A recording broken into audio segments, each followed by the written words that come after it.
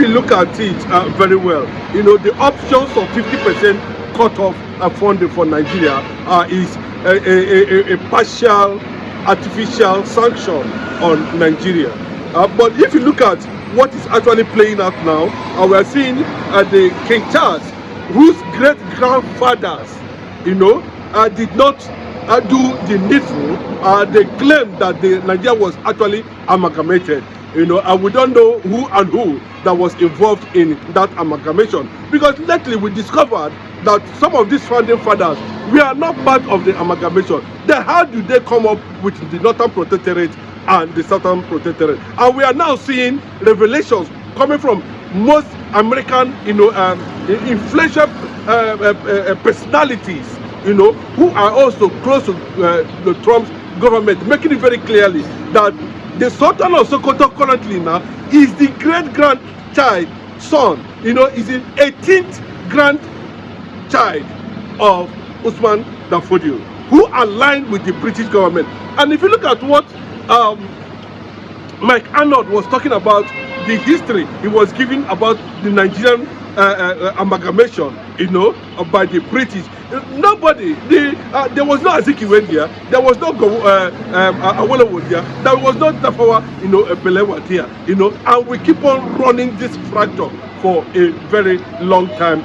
Therefore, you know, opening more channels for threat of Islamization. And of course, that was what it is now that we are seeing that, you know, there must be so many reasons why Ojukwu opted to leave Nigeria, you know, as it were as at that time. And up till now, like Philip Effiong said, you know, if you refuse to do the needful after the ceasefire between Nigeria and the Biafran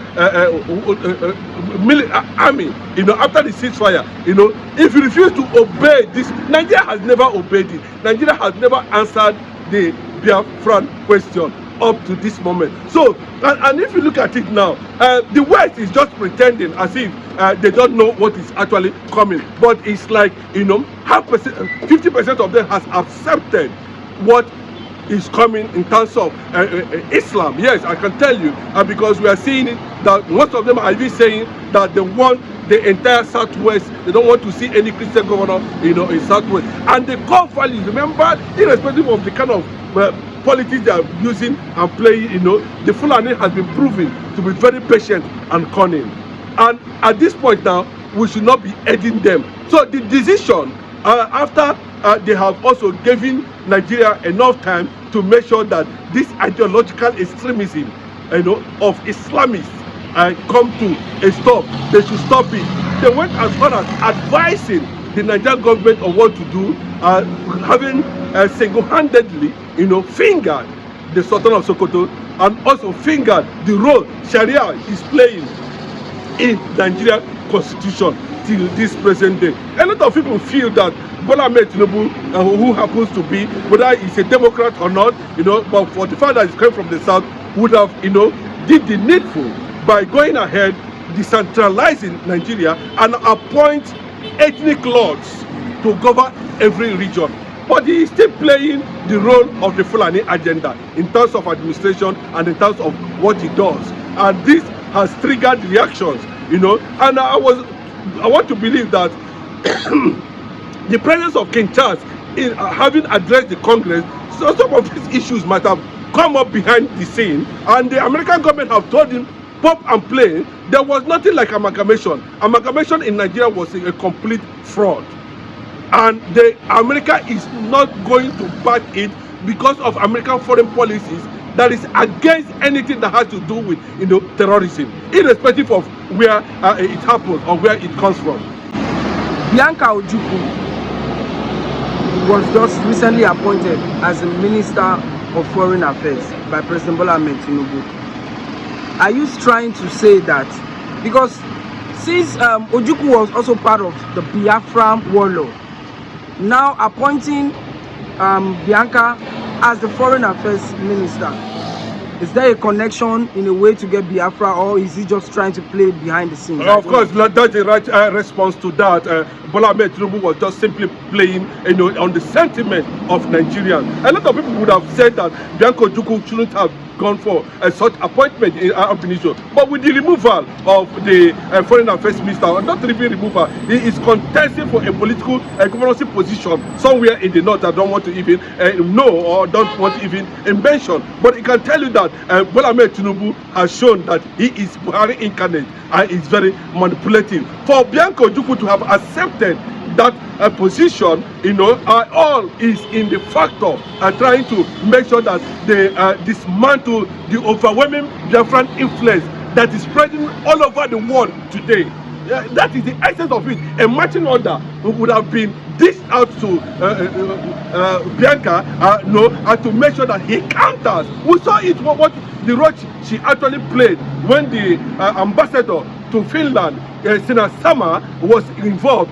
Bianca Ojukwu, who happens the Minister of State as another, was also involved in what happened to Simon Ekpa. But the question is that it looks like all these people has totally lost consciousness to the agenda of Fulani, because everybody you're seeing in the southeast today, as governors, as senators, name them, they are being controlled by the caliphate. And everything that has to do with Islamization, both in Benue, Middle Belt, everybody is being massacred. Nigerian government are pretending over it. But instead, you can see it very clearly. They are now using the resources of the Biafran land to now manipulate the decision of the global leaders, trying to find out what is actually going to Nigeria. They decided to cover this up, if not for Mazin Nnamdi Kanu, even though for people like Simon Ekpa, who went, behind the line, and started calling the global attention to the agenda in Nigeria. The agenda has been, has been molded, has been baked. They are just taking it face by face.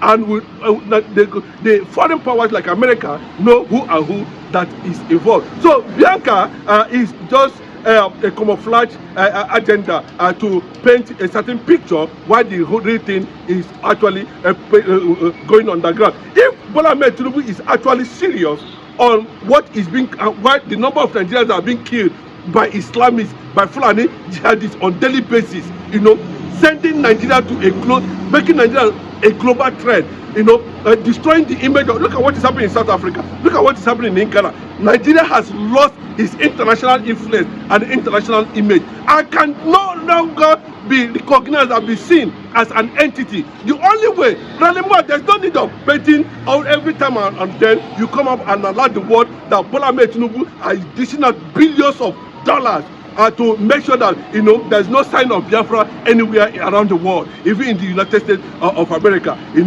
has been lobbying almost all the firms. But these firms you are lobbying at every point in time exposes you. So you know very clearly that we want to build a Turkish military base in Nigeria that was accused of sponsoring Islamists, jihadists in Nigeria. You want them in Nigeria. So if you look at Bola Ahmed Tinubu's tendency and why he sentenced Mazin Nnamdi Kanu and went after Simon Ekpa, and decided to celebrate jihadists, then according to him, they radicalize them at the end of the day, push them to the Nigerian military, push them to the society again. What message are you passing to others? And they have told you that in the next 10-20 years now, there will be no Christianity and there will be no church in Nigeria. And any attempt for any Christian to rise up and question the modus operandi, the agenda of the Islamists in Nigeria, will face the consequences. Nigeria's government are seeing this threat coming from some northerners, and they are not saying anything. But once an Igbo man, they are busy dividing the Igbo people, they are busy creating confusion in the Igbo land, the governors are there. You can see how they successfully, weaken the economy, the unity of the Igbo people from the southeast, by making sure that they control them directly and indirectly. That's the consequences. So Bianca is also a factor in that regard. But what we know that at this point, it has come to the point that the Christian community in Nigeria has been divided. There's the SCAN, Christian Association of Nigeria, has also been divided. Everything in Nigeria has been divided. Most organizations and blocs who are supposed to stand and defend the advancing conquest agenda, politically and otherwise, has been divided. Now we have Christian Association of North. and you can see, and our traditional institutions are also be molded under the conquest agenda, where every traditional institution ruler is loyal to the Oni of Ife. So what is actually coming? It's unfortunate that so many Igbo leaders are not seeing this thing from that direction. But I know that people who believe on the concept of disintegration of this country know that that is the only way forward if Christians needed to create a safe nation for themselves. All right. So what would you say at this moment, and what would you propose to the U.S. government to do at this point in time, and how can they go about to achieve this particular fate and this your goal? The American policy is against terrorism anywhere in the world, not only in the Middle East, anywhere in the world. But this thing has become where we can begin to cite examples of what has happened in other countries. And becoming very clear that there's a reason why they want to make the most populous black nation in Africa an Islamist nation and an Islamist hub. There's a reason for that. The reason is not far-fetched, and that is the reason why Gowon actually went to war. The people that Gowon fought for now are the ones killing his own people. Gowon has never said anything.